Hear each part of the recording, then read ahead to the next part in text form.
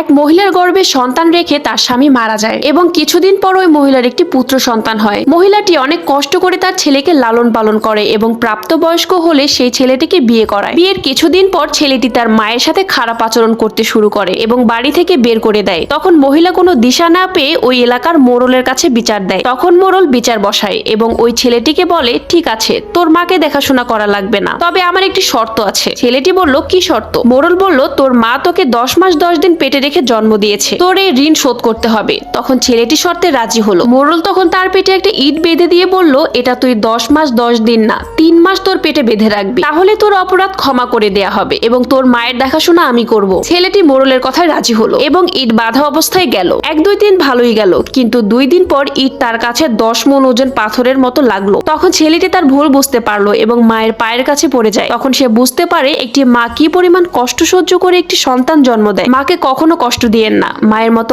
আপন এই পৃথিবীতে কেউ নেই।